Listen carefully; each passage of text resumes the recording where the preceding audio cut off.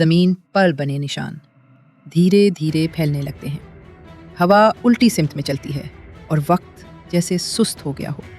یہ دروازہ کسی جگہ کا نہیں تھا، یہ تقدیر کا تھا۔ ایرون کی آنکھوں میں ٹرپل گلو تیز ہو جاتا ہے، ایک آنسو گرتا ہے، زمین جل اٹھتی ہے۔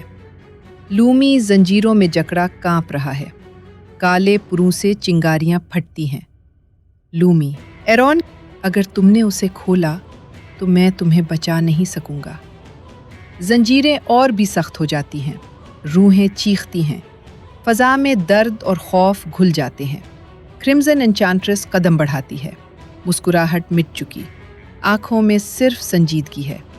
کرمزن انچانٹریس: میں تمہاری دشمن نہیں ہوں ایرون، میں وہ ہوں جو سچ جانتی ہے۔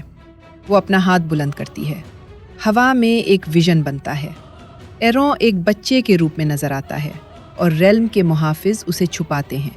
ہائبرڈ کو بچانے کے لیے سچ دفن کیا گیا تھا۔ کرمزن انچانٹریس: وہ روشنی تمہیں بچانے کے لیے نہیں بلکہ تمہیں قابو میں رکھنے کے لیے تھی۔ ایرون کانپتے ہاتھ شیڈو تھرون کور پر رکھتا ہے، درد اور غصے کے ساتھ۔ میں کوئی ہتھیار نہیں ہوں۔ شیڈو تھرون کور چیخ اٹھتا ہے، روشنی اور اندھیرا ایرون کے اندر گھس جاتے ہیں۔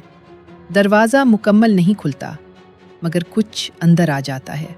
آسمان سیاہ ہو جاتا ہے اور سورج مدھم پڑ جاتا ہے۔ ہائبرڈ نے دروازہ نہیں کھولا، ہائبرڈ نے اجازت دی۔ زنجیریں اچانک ٹوٹ جاتی ہیں، لومی زمین پر گر پڑتا ہے۔ لومی: تم نے انتخاب کر لیا۔ وہ بے ہوش ہو جاتا ہے۔ ایرون سیدھا کھڑا ہوتا ہے، پروں کا رنگ بدلتا ہے، آنکھوں میں سکون مگر خوفناک طاقت چلکتی ہے۔